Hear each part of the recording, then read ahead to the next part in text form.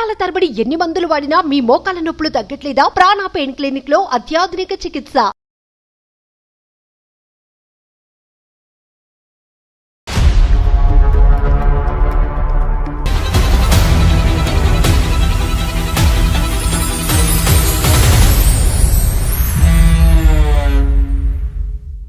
ముప్పై నిమిషాలలో నొప్పి లేకుండా వేడికోస్ వెయిన్ చికిత్స. ఆవేశ హాస్పిటల్, హైదరాబాద్. మెడిసి హాస్పిటల్స్ సమర్పించు అందమైన జీవితం కార్యక్రమానికి స్వాగతం. నమస్తే కళ్యాణ్ గారు. నమస్తే జయ గారు. కళ్యాణ్ గారు, మనకు ఒక మెయిల్ వచ్చిందండి. కృష్ణ అనే ఆయన చేశారనమాట. అతనికి భార్య మీద ప్రేమ ఉందో అర్థం కావట్లేదు, అనుమానం ఉందో అర్థం కావట్లేదు, అన్ని పీక్స్ లో ఉన్నాయండి. సో దాన్ని ఎట్లా ఏం చేయాలనేది అతనికి అర్థం కావట్లేదు, ఎక్కడ బ్యాలెన్స్ చేసుకోవాలో తెలియట్లేదు, చాలా సతమతం అయిపోతున్నాడండి. ఏం పేరు అన్నారు మేడం? కృష్ణ అండి. కృష్ణ గారు మనకి ఈమెయిల్ చేశాడు, ఒకసారి మీతో మాట్లాడించాలని.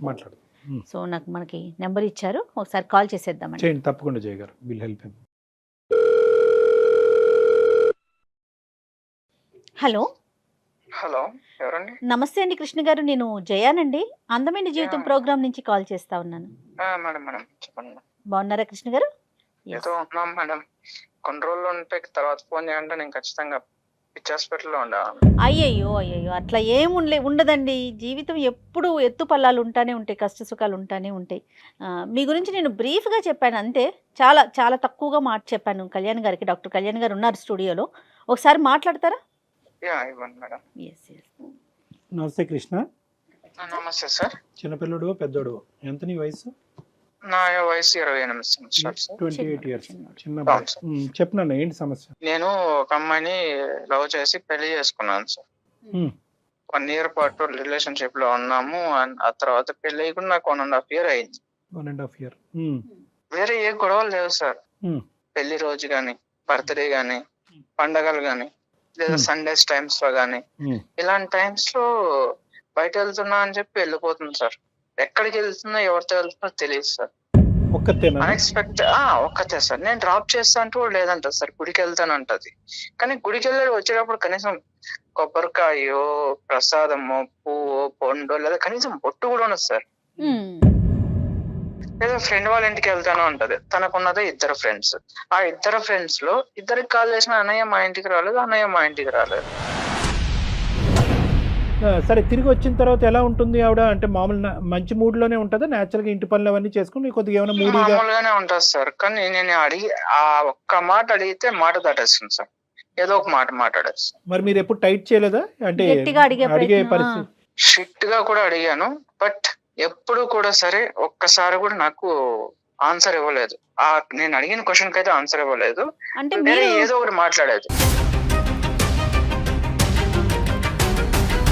1 year పాటు లవ్ చేస్తున్నటువంటి క్రమంలో ఇటువంటి పరిస్థితి ఎప్పుడన్నా మీకు ఎదురైందా? లవ్ చేస్తున్నప్పుడు అంటే నేను తన 24/7 నా దగ్గర ఉండదు కదా సార్. ఆ టైంలో నేను నా స్వార్థం ఏంటో తెలుసా మేడం? అదే ఒక ఫ్యామిలీ నుంచి వచ్చిన అమ్మాయి అంటే వాళ్ళ నాన్నకి, వాళ్ళ అమ్మకి, వాళ్ళ అన్న తమ్ముళ్ళకి ప్రేమ పంచాలి. అదే ఒక అనాథ అయితే తన ప్రేమంతా నాకే వస్తుంది కదా మేడం. అంతటి స్వార్థపరుని మేడం నేను. చాలా అంటే చాలా 3 jobs మారాను ఇప్పటికి. అంటే ఏంటన్న జాబ్స్ మారడానికి ఏంటి? స్ట్రెస్ వల్ల, లేదంటే ఊర్లు స్ట్రెస్ వల్ల సార్. స్ట్రెస్ వల్ల. అంటే అకేషన్ వచ్చినప్పుడు మీరు ఫీల్ అవుతున్నారు, తను ఫీల్ అవుతున్నారు, మీరు అడిగితే అంతే అక్కడతో కట్ ఆఫ్ చేసి మీ ఇద్దరు ప్రయాణం మళ్ళీ సాఫీగా ముందుకెళ్ళిపోతుంది. కాబట్టి ఎప్పుడు కూడా ఈ ఇష్యూ ఒక సీరియస్ మ్యాటర్ మీ ఇద్దరి మధ్యన అవ్వలేదేమో అని అనిపిస్తుంది. మీ లోపల మీరే కుంగిపోతున్నారు. అవును సార్, తను నేను గట్టిగా అడగలేను. పోనీ మీ సైడ్ ఎవరున్నారు నాన్న? అంటే అమ్మాయి సైడ్ తను అనాథ కాబట్టి ప్రేమంతా నాకే కాల్ ఉన్నారు సార్. అమ్మ నాన్న ఉన్నారు, బట్ వాళ్ళకి చెప్తే ఎక్కడ నా వాళ్ళు ఏమనుకుంటున్నారంటే అరే వీళ్ళు సంతోషంగా హ్యాపీగా ఉన్నారు అని అనుకుంటున్నారు. సో వాళ్ళు ఆ భ్రమణాలనే బతకనివ్వండి అనేసి నేను వాళ్ళకి ఏం చెప్పట్లేదు. వాళ్ళకి చెప్పి వాళ్ళు నా వాళ్ళు ఎందుకు బాధపడ్డాం. ఎప్పుడన్నా ఫాలో అయ్యారు నాన్న తన్ని? ఎక్కడైనా ట్రాక్ చేశారా? ఫాలో అవ్వలేదు కానీ సార్, ఎప్పుడన్నా టెంపుల్ కి వెళ్తా అన్నప్పుడు, నాకు ఏదైనా పని పడాలో వెళ్ళినప్పుడు అక్కడ టెంపుల్లో ఉండదు సార్. ఈ డౌట్ ఏంటి నాన్న? అంటే ఇప్పుడు మీరు చేయడానికి మీ లోపల ఉన్న ఇన్నర్ కాన్షియస్ మీకు ఏమని చెప్తున్నారు? నా ప్రాబ్లం ఏంటంటే, ఒకటి నాతో ఏదైనా అన్కంఫర్టబుల్ ఫీల్ ఉండాలి. ఓకే. లేదు 2 తను ఎవరితో అన్నా ఇల్లీగల్ ఉండాలి. ఎవరి వల్లన్నా ఇబ్బంది పడుతూ నాకు చెప్తే నేనేమన్నా ఫీల్ అవుతానేమో అని అయి ఉండాలి. ఈ మూడిట్లో ఏదని నాకు అర్థం కావట్లేదు సార్. ఎవరన్నా అంటే ఇక్కడ చూడండి, ప్రాబబిలిటీ ఈజ్ వెరీ రేర్. అంటే ఎంత రేర్ అంటే కనుక నిజంగా ఒక ఇల్లీగల్, ఒక అక్రమ సోకాల్ సంబంధం పెట్టుకునేటటువంటి ఆడపిల్ల ప్రతిరోజు కలవాలని పరితపిస్తూ ఉంటుంది. ఒకప్పుడు అలా బయటకు వెళ్ళకపోయినా ఇంట్లో ఉన్నప్పుడైనా ఫోన్లో మాట్లాడటం కానీ, మెసేజ్లు చేయటం కానీ, ఏదో విధంగా ఇంకో మాట్లాడుతూ ఉంటుంది సార్. ఫోన్ లో ఎప్పుడన్నా నేను కాల్ చేసినప్పుడు బిజీ వస్తుంది. సో ఆ టైంలో టైం డ్యూరేషన్ ఉంటుంది కదా, ఆ డ్యూరేషన్ టైం నేను ఎప్పుడైనా ఇంటికి వెళ్ళినప్పుడు చెక్ చేస్తే ఆ డ్యూరేషన్ కాల్ లాగ్సే ఉండవు, డిలీట్ చేస్తాను. నీ వైఫ్ గురించి నువ్వు వన్ ఇయర్ పాటు ప్రేమించినటువంటి ఒక అమ్మాయి గురించి ఎంతవరకు నీ మనస్సాక్షి ఆ అమ్మాయికి వేరే ఏదైనా సంబంధం ఉండుండొచ్చని ఎంతవరకు యాక్సెప్ట్ చేస్తుందని, అది ఉందా? అటువంటి ప్రాబిలిటీ ఉండొచ్చా? అంటే అది చాలా రేర్ సార్. Right, okay. నేను ఎందుకు ఈ ప్రశ్న అడిగానంటే కృష్ణ, ఎందుకంటే ఈరోజు సుమన్ టీవీ అందమైన జీవితం ద్వారా ఏంటంటే మిమ్మల్ని ఇద్దరిని ఏదో కలిపేటటువంటి ప్రయత్నం చేయాలి, కానీ ఒక కొత్త కథని మీ ఇద్దరి మధ్యన క్రియేట్ చేయకూడదు. ఒక అనుమానం అనేటటువంటి కథ, మీ భర్త నీ మీద అనుమానం పడుతున్నారు, 6 గంటల్లో ఎక్కడికో వెళ్తున్నావు అనేటటువంటి ఆలోచనతో అతను అడగలేక మా చేత అడిగించాడు అని మేము మొదలు పెట్టామనుకోండి, రేపొద్దున మీ ఇద్దరి మధ్యన వేరే భారతం అనేది మొదలవుద్ది. ఒకప్పుడు ఆ అమ్మాయి ధిక్కరిస్తే కనుక, ఏ సమాధానం చెప్పకుండా ఫోన్ పెట్టేస్తే కనుక నెక్స్ట్ ఏంటి అనేటటువంటి దానికి నువ్వు మెంటల్గా ప్రిపేర్ అయ్యి ఉన్నావా? చెప్పొచ్చు, చెప్పకపోవచ్చు. 1.5 year ప్రేమించినటువంటి నీ స్థాయి వ్యక్తికే చెప్పని దానికి నాకెందుకు చెప్తుంది డాక్టర్ కళ్యాణ్ చక్రవర్తి? ఏమో నా యొక్క అనుభవం బట్టి, నేను అడిగే విధానం బట్టి, నా మీద ఉండే గౌరవం బట్టి చెప్తే చెప్పొచ్చు. చెప్పకపోయినా కూడా ఆ కథను అలా పక్కన పెట్టేసి రెస్ట్ ఆఫ్ యువర్ లవ్ స్టోరీని కంటిన్యూ చేసేదానికి అవకాశం ఉందా? తర్వాత డిసైడ్ చేద్దాం సార్. నాకైతే ఏ ఆలోచన లేదు, నాకు అసలు ఏం అర్థం కావట్లేదు. బ్లైండ్ గా ఉన్నాడు అంతేనా కృష్ణ? మీకేం అర్థం కావట్లా? అవును మేడం. డాక్టర్ కళ్యాణ్ చక్రవర్తి మాట్లాడిన తర్వాత కూడా, అందమైన జీవితం ఇన్వాల్వ్ అయిన తర్వాత కూడా సమాధానం రాలేదు కాబట్టి ఇదేదో భయంకరమైనటువంటిది, ఇక్కడ ఏదో జరిగిపోతుంది అనేటటువంటి అన్నెసెసరీ కన్క్లూజన్స్ మాత్రం దయచేసి రావద్దు. Okay sir. Right, good. మరి ఒకసారి తనతో మాట్లాడదామా కృష్ణ? మాట్లాడదాం మేడం. మెయిల్ లో నేను నెంబర్ మెన్షన్ చేస్తాను, మీరు ఒకసారి చేయరా? కృష్ణ మీరు లైన్ లో ఉండండి, నేను ఒకసారి ఐశ్వర్యకి కనెక్ట్ చేసి మాట్లాడతాను. ఓకే.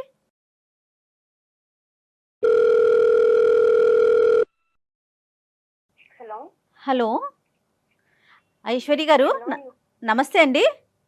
నమస్తే అండి. ఎవరు? నేను జయానండి, అందమైన జీవితం ప్రోగ్రామ్ నుంచి మాట్లాడుతా ఉన్నాను. ఓకే, చెప్పండి మేడం.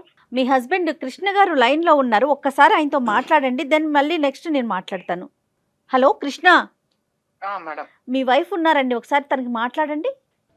హలో. హలో ఐశ్వర్య చెప్పండి. కళ్యాణ్ చక్రవర్తి గారు, జయ మేడం ఉన్నారు. ఏమైందండి? మీరు ఎక్కడున్నారు?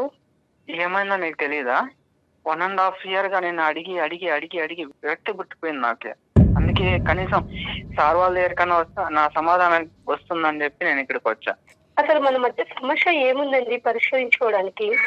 అసలు నేను ఏమన్నా ఇది తప్పు చేస్తున్నాను, మీకు ఏమన్నా అనుమానం ఉందా? అందరూ మంచిగా రైట్ చేస్తున్నావు. నేను అడిగిన దానికి సమాధానం ఇవ్వాలి కదా. నీకున్నది ఇద్దరు ఫ్రెండ్స్, వాళ్ళిద్దరిని అడిగితే నా ఇంటికి రాలేదన్నయ్య అంటున్నారు. నేను మీకు నిజమే చెప్పి వెళ్ళానండి, టెంపుల్ కి చూడండి సార్. టెంపుల్ కి వెళ్ళాను. ఇప్పుడు కూడా చూడండి. అమ్మా ఐశ్వర్య, నమస్తే అమ్మా. నేను డాక్టర్ కళ్యాణ్ చక్రవర్తి అమ్మా, సుమన్ టీవీ అందమైన జీవితం నుంచి మాట్లాడుతున్నాను. నమస్తే సార్. సారీ అమ్మ, నీకు సర్ప్రైజ్ చేసాం మేము. నీకు ఏది ముందుగా ఏ కబురు చెప్పకుండా ఫోన్ చేసాము, కానీ మీ భర్త గారు ఉండేటటువంటి సందిగ్ధ పరిస్థితిలో మాకు నీకు డైరెక్ట్ గా కాల్ చేయడం తప్ప ఇంకో దారి దొరక్క అలా చేసామమ్మా. ఇక్కడ అమ్మ తప్పు చేసావని మేము ఎవరు అనలేదమ్మా. ఒక అకేషన్ వచ్చినప్పుడు, ప్రత్యేకంగా ప్రతిరోజు కాదు, ఒక అకేషన్ వచ్చినప్పుడు, అది మ్యారేజ్ అవనివ్వండి, లేదంటే ఏదైనా ఒక ఫంక్షన్ అవనివ్వండి, లేదంటే ఒక ఫెస్టివల్ అవనివ్వండి, ఆ టైంలో నువ్వు ఒక 2 to 3 hours పాటు అతనికి చెప్పే డిసప్పియర్ అవుతున్నావు అంటే, అది కూడా చెప్తున్నాడు, చెప్పే డిసప్పియర్ అవుతున్నావు, కానీ ఎక్కడికి అనేది మాత్రం చెప్పట్లేదు. ఎక్కడికి అని చెప్పేటటువంటి దానికి సంబంధించినటువంటి ఆధారాలు కనిపించట్లేదు. మరి ఇంత సీక్రెట్గా ఉండేటటువంటి ఈ వ్యక్తి ఎవరి దగ్గరికి తిని వెళ్తుంది? ఆమె అతను అనేటటువంటి ప్రస్తావన అతని దగ్గర లేదు, అతనికి నీ మీద అనుమానం కూడా లేదు. అది నేను ముందే క్లారిఫై తెచ్చుకున్నాను. చాలా అంటే చాలా మంచివాడు, మంచోడే. సమస్య అదేనమ్మా. కాదు డాక్టర్ గారు, అంత చెప్పకూడని ప్రదేశానికి ఏమి వెళ్ళవు కదా నువ్వు. అంత సీక్రెసీ మెయింటైన్ చేయాల్సిన అవసరం ఏంటి? తను 1 year గా నన్ను చూసి నన్ను ఇష్టపడే కదా మేడం పెళ్లి చేసుకున్నాడు. అవును, ఏది ఉన్నా గానీ తనకు ప్రతిదీ చెప్తూనే ఉంటాను. కాకపోతే అతను ఏది తెలిసినా గానీ ఏమైతాడంటే, నేను తన దగ్గర చెప్పినంతగా తను కొంచెం చెప్పలేదు. ఒకవేళ ఇన్ కేస్ నేను ఏమైనా తప్పు చేసినా గానీ నన్నేమన్నాడు ఆయన, నా ఎదుట ఉన్న వ్యక్తిని తనను బాధించే రకం, లేకుంటే తనలో తను మదన పడుతూ బాధపడుతూ ఇప్పటికే 3 జాబ్లు పోగొట్టుకున్నాను మేడం. ఒక్కదాని తర్వాత ఒకటి, ఒక్కదాని తర్వాత ఒకటి బాధపడుతూ. ఎందుకంటే ఏదో చెప్తూ ఉంటాడు.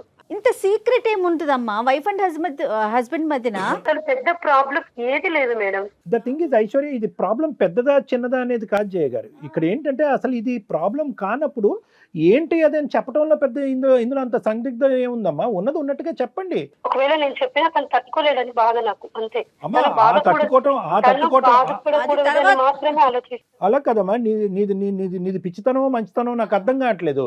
ఆ తట్టుకోకపోవటం అంటే కనుక ఈ నరకం ఇది మహాఘోరం. ఇది నేను మీకు ఒకటి చెప్పాలనుకుంటున్నాను సార్, కానీ నా కాపురానికి మీ రెస్పాన్సిబిలిటీ ఉంటానంటే. నీ మనస్సాక్షి మీద చేసుకుని నేను తప్పు చేయట్లేదు అనేటటువంటిది నువ్వు మాట్లాడితే కనుక నీది 100% తప్పు లేదు అనుకుంటే కనుక నీ కాపురానికి నేను 200% గ్యారంటీ ఇస్తాను సార్. 200 కాదు, 1000% ఏ తప్పు లేదు సార్, పక్కాగా చెప్తున్నా. నా సైడ్ తప్పు పెట్టుకొని మిమ్మల్ని తలదించుకునేలాగా నేను చెయ్యను. ఖచ్చితంగా నేను చెప్తాను, నిజం మాత్రమే చెప్తాను. నా సైడ్ ఎంత మీరు వెతికినా ఇంత తప్పు దొరకదు. కాన్ఫిడెంట్ గా చెప్తున్నాను. తను మిస్అండర్స్టాండింగ్ చేసుకోకుండా మాట్లాడే బాధ్యత డాక్టర్ గారు తీసుకుంటారు. అది తీసుకుంటే చాలు. తను ఏం చెప్పినా ఓవర్ గా రియాక్ట్ అవుతారు, అది నేను భరించలేను. అది బాధపడడం కూడా నాకు ఇష్టం లేదు. ఏంటంటే తనను ఒక చిన్న పిల్లలాగా చూసుకుంటాను నేను. కానీ మరి సమస్య ఇక్కడ దాకా వచ్చింది కదా తల్లి, రివీల్ చేయక తప్పదు. ఇంకా అందుకే మేడం నేను చెప్పాలని నిర్ణయం తీసుకున్నాను. చెప్తాను, ఖచ్చితంగా మీ దగ్గర చెప్తాను, ఒప్పుకుంటాను. ఏం చేసింది ప్రతిదీ చెప్తాను. కానీ తను ఒప్పుకోవాలి, ఎందుకంటే తను బాధపడకూడదు. ఇప్పుడు చెప్పేస్తాను. తను అర్థం చేసుకునేటటువంటి విధంగా మేము ఆ ప్రాసెస్ ని ఫెసిలిటేట్ చేస్తామని చెప్తున్నాం అమ్మా. అతను రియాక్ట్ అవ్వకూడదు, అతను మాట్లాడకూడదు, అతను చెవులు మూసుకోవాలంటే కనుక అసలు ఏంటో అదేం లేదు సార్. తను ఒక మంచి మనసు ఒప్పుకుంటే చాలు నాకు. ఓకే సరే, ఎందుకంటే తప్పు ఉంటే నేను ఇంతగా మాట్లాడలేను కదా. నా సైడ్ తప్పు ఉంటే నేను మాట్లాడలేను సార్. అదే అమ్మా, ఇప్పుడు నువ్వు చెప్పమ్మా, నువ్వు విషయం చెప్పమ్మా. సార్ నేను మా ఆయన దగ్గర ఒక చిన్న విషయం దాచిపెట్టినాను.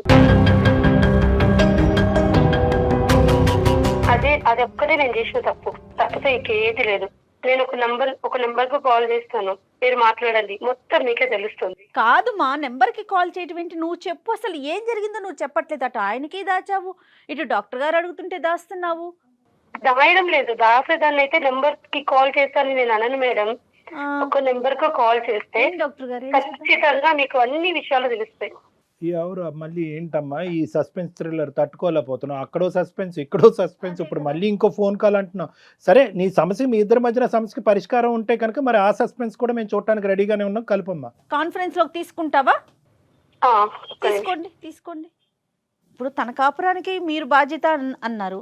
సో తప్పు జరగనంత వరకు ఓకే మీరు చూసుకుంటామన్నా, మళ్ళీ ఇంకొక కాల్ ఏంటో అర్థం కాలేదు. మరి హలో సార్, చూసారా? నా అనుమానమే నిజమైంది. ఎవరో ఉన్నారు. ఎవరమ్మా అవతల ఎవరున్నారో మాట్లాడమని వినండి సార్, ప్లీజ్ ఫస్ట్ వినండి. ఫస్ట్ నువ్వు కూల్ గా ఉండు. అదే కదా నా మీద నిందలు మోపకండి, ఒక్కసారి వినండి. సార్ నమస్కారం సార్, నా పేరు కల్పన, నేను ఒక ట్రాన్స్జెండర్ ని. తను ఐశ్వర్య నా బిడ్డ సార్.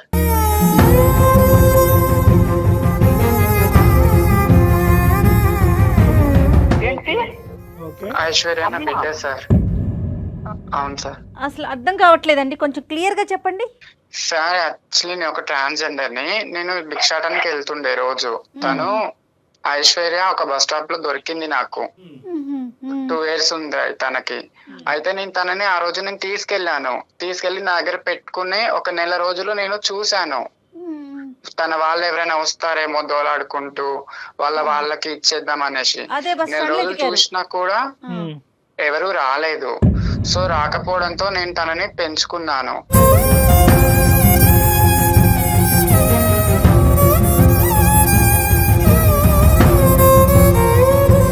పేరు పెట్టాను తనకి, స్కూల్లో జాయిన్ చేశాను. నేను 6వ క్లాస్ వరకు నేను తనకి చూసుకున్నాను. దాని తర్వాత ఒక రోజు నేను వెళ్ళాను తనని స్కూల్ దగ్గరికి. వెళ్తే తను ఎవరు అని తన ఫ్రెండ్స్ అడిగారు, ఐశ్వర్య ఫ్రెండ్స్. అడిగితే తను మా మమ్మీ అని చెప్పడంతో చిచ్చి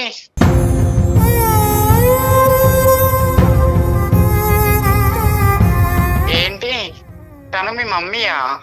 తను ఒక ట్రాన్స్జెండర్. ఛీ, మీ మమ్మీ అంటావేంటి నువ్వు? ఫ్రెండ్షిప్ చేయొద్దు మనం, వాళ్ళ అమ్మ ఒక ట్రాన్స్జెండర్ అని చెప్పేసి నా బిడ్డని దూరం పెడుతున్నారు.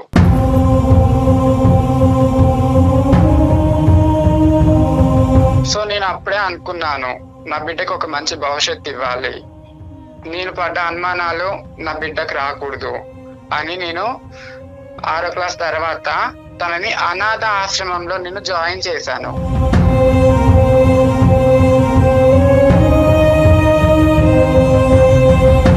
ప్రతి ఒక్క ఫీజు, తనకు కావాల్సిన బుక్స్ అన్ని ప్రతి ఒక్కటి నేను చూసుకున్నాను.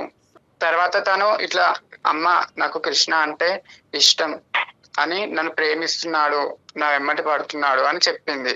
సరేలే నాన్న అని చెప్పి నేను మా ఐశ్వర్యకి తెలియకుండా కృష్ణని నేను ఎంక్వైరీ చేశాను. నా ద్వారా 1 సంవత్సరం ఎంక్వైరీ చేశా కృష్ణని. చేస్తే మంచి పిల్లోడు, మంచోడు, జాబ్ ఉంది, పర్లేదు, నా బిడ్డ హ్యాపీగా ఉంటుంది అని అప్పుడు నేను ఓకే చేశాను. ఓకే చెప్పాను నేను తనకి, సరే నాన్న చేసుకో, నువ్వు హ్యాపీగా ఉండు అని చెప్పి పెళ్లి చేశాను. తన పెళ్లి అప్పుడు కూడా నేను ఎక్కడో గుంపులో ఉండి నేను చూశాను.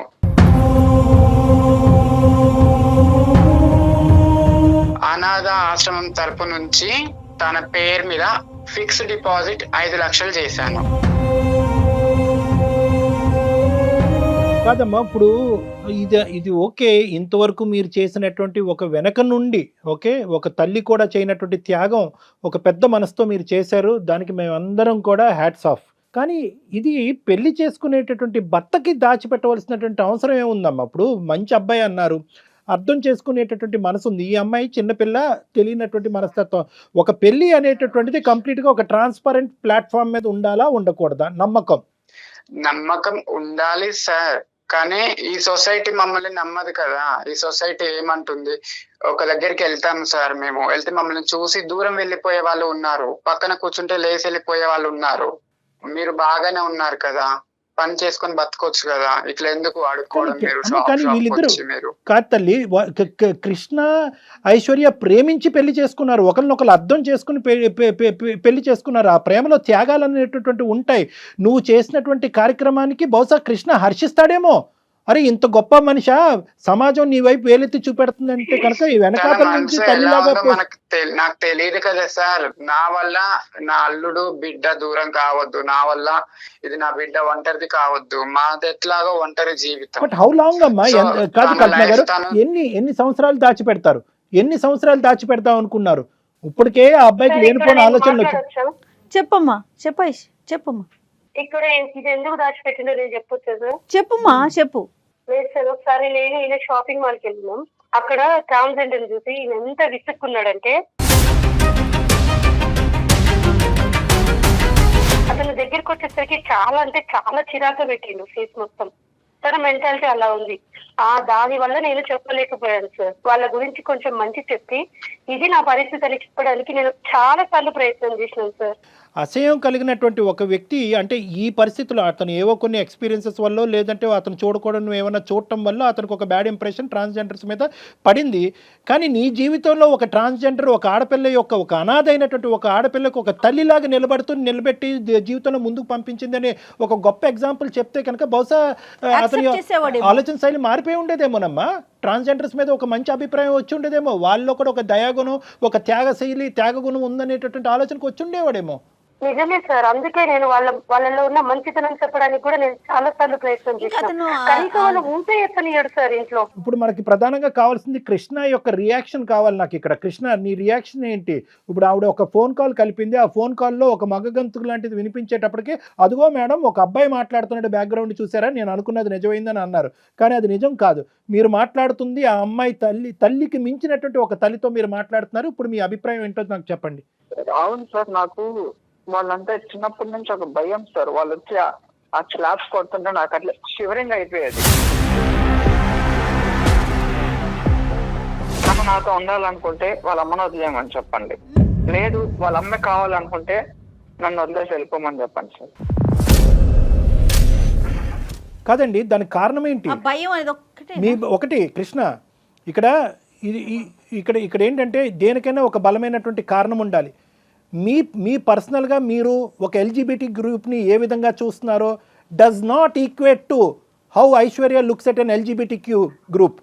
ఆ అమ్మాయికి ఒక ప్రాణాన్ని ఇక్కడ నేను ఐశ్వర్య ఏదైనా తప్పు చేసిందంటే, కల్పన గారు ఏదైనా ప్రీమెచ్యూర్గా అనాలోచితంగా చేశారు అంటే కనుక మీకు చెప్పకపోవటం అనేటటువంటిది ఒక ప్రధానమైనటువంటి అంశం. అందుగురించి నేను అన్నాను, ఎంతకాలం దాచిపెడదాం అనుకున్నారంటే కనుక ఒక కూతురు అల్లుడి మధ్యన నేను ఒక ఇదిగా అవ్వకూడదమ్మా, ఇంతకాలం నేను ఇంత కష్టపడి పెంచినటువంటి నా కూతురు జీవితాన్ని నాశనం చేసినటువంటి ఒక తల్లిగా నాకు ఒక చరిత్రలో నేను ఉండకూడదు అనే ఆలోచనతో నేను వెనక నుంచే ఇప్పటికీ జీవితాంతం వెనక నుంచే నడపాలి అన్నటువంటి ఆలోచనని, అందులో మంచి ఉంది అనేది 99% మంది సమాజం నమ్మినా కూడా 1% మందిలో నేను ఒకనేమంటానంటే, అమ్మ పెళ్ళి అంటే కనుక నీతిమైనటువంటి పెళ్ళే కదమ్మా, ట్రాన్స్పరెంట్గా ఉండాలి కదా, నమ్మకం అనే బేస్మెంట్ మీద నడిచేది కదా, అన్నీ చెప్పుకుంటే కనుక అబ్బాయిని మనసు మార్చచ్చు కదా అనేటటువంటి ఒక్క అంశంలోనే ఆవిడ వైపు నేను వేలెత్తి చూపెట్టా. కానీ ఈరోజు ఆవిడ చాలా ముఖ్యమైనటువంటి పాత్రలో ఉంది, ఐశ్వర్యకి చాలా ముఖ్యమైనటువంటి పాత్రలో ఉంది. మీ అభిప్రాయం ఐశ్వర్య అభిప్రాయం అవనవసరం లేదు. మీరేం చూసారో నాకు తెలీదు, ఎందుకు వాళ్ళని చేదరించుకుని అసహించుకుంటున్నారో నాకు తెలీదు, ఎందుకు కింద నుంచి పై వరకు మీ శరీరం వణుకుతుందో నాకు తెలీదు. కానీ ఈరోజు ఐశ్వర్యకి ఆ అమ్మాయి ప్రాణం పోసింది, ఆ తల్లి పాత్రలో పోషిస్తూ ప్రాణం పోసింది. లేదంటే ఎవరి చేతుల్లో పడి ఉండేదో ఐశ్వర్య ఈరోజు, ఏమై ఉండేదో.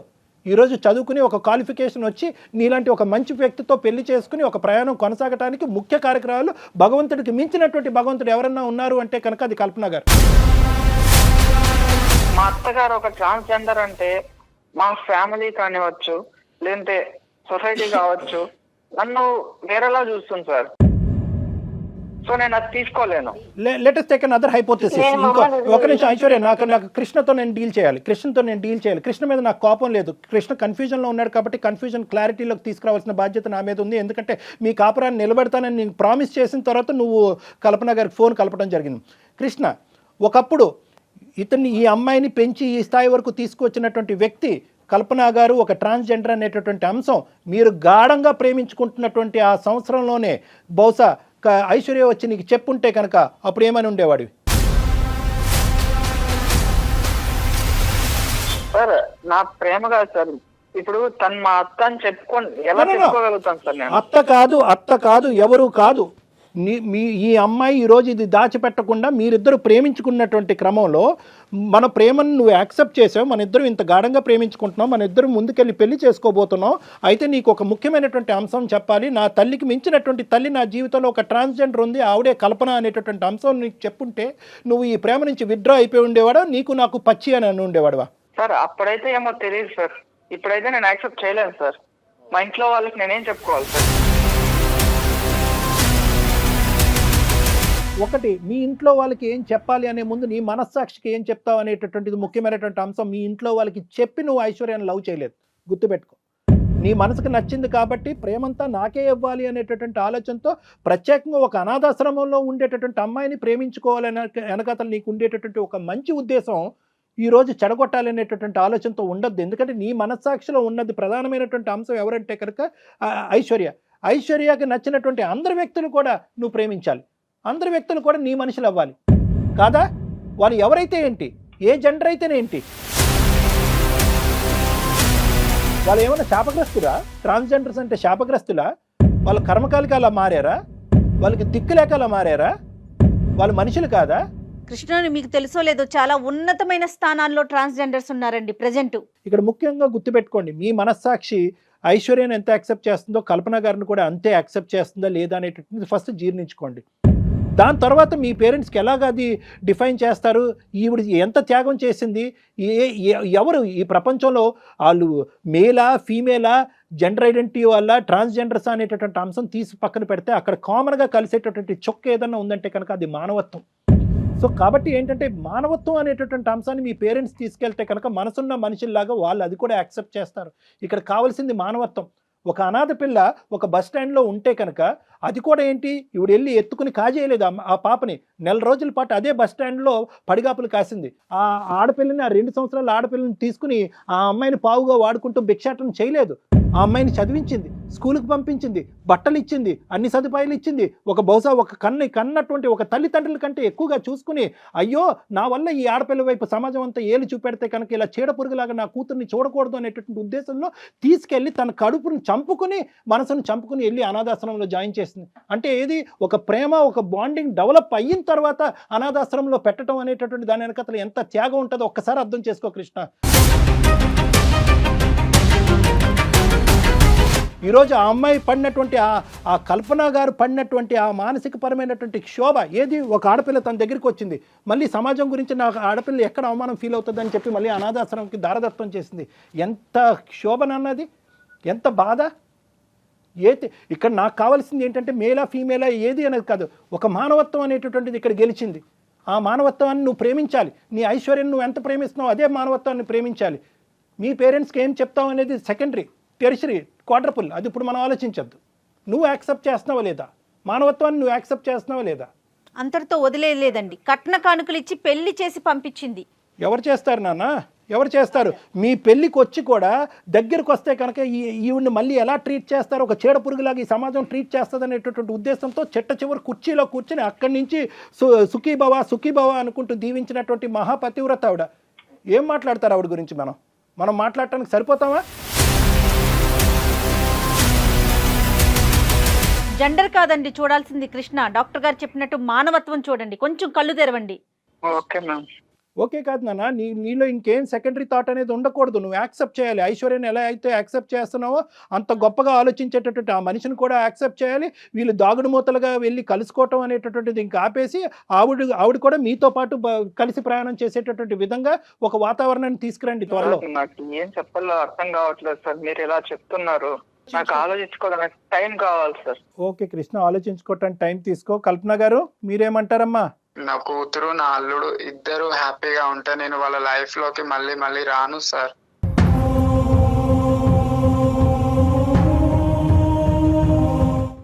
ఎక్కడికన్నా దూరంగా వెళ్ళిపోతాను. నువ్వు అల్లుడు మంచిగా ఉంటే నాకు అదే చాలమ్మా.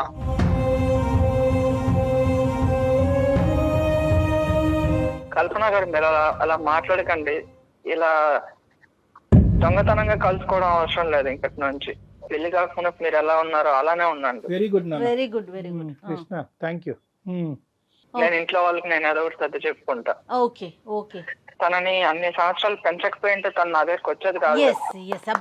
సూపర్, మంచి పాయింట్. ఒక్క లైన్, నేను చెప్పింది అంతా కూడా ఒక లైన్ లో సమరైజ్ చేశాను. మా ఇంకేం మనసులో పెట్టుకోకు, డాక్టర్ గారు మాట్లాడారు కదా, సంతోషంగా ఉండండి. ఓకేనా? Thank you so much madam. Kalpana గారు, ఈ సందర్భంగా అంటే వీళ్ళిద్దరితో మాట్లాడిన తర్వాత మీతో కూడా మాట్లాడినాక నిజంగా చెప్తున్నానండి, మీకు మనస్ఫూర్తిగా చేతులెత్తి దండం పెడుతున్నామండి. చాలా చాలా మంచి పని చేస్తున్నారు. సొసైటీ మమ్మల్ని యాక్సెప్ట్ చేస్తే మాకు అంతకంటే ఎక్కువ ఇంకేమీ లేదు. మీరు ఒక కల్పన గారు, మీరు చేసేటటువంటి మంచి కార్యక్రమాలకి పైన భగవంతుడు అనేవాడు ఎప్పుడు కూడా ఉంటాడు. అతను ఎప్పుడు చూస్తూనే ఉంటాడు. Society acceptance and non acceptance అనేటటువంటిది 100% of the population 100% of the time ఎప్పటికీ మనం సాటిస్ఫై చేయాలి. తొలగిపోవాలి సార్. డెఫినెట్ గా అలాంటి రోజు కూడా వస్తుందండి. అన్ని మంచి కార్యక్రమాలు అన్నీ కూడా కలగలుపుగా ఏదో ఒక రోజు 110% మీ యొక్క గ్రూప్ని అందరూ మనస్ఫూర్తిగా యాక్సెప్ట్ చేసిన మంచి రోజు ఖచ్చితంగా వస్తుంది. చూస్తూనే ఉండండి. Thank you so much sir. Thank you అండి. నమస్తే. నమస్తే అండి. నమస్తే. 30 నిమిషాలలో నొప్పి లేకుండా వేడికోస్ వెయిన్ చికిత్స అవేస్ హాస్పిటల్, హైదరాబాద్.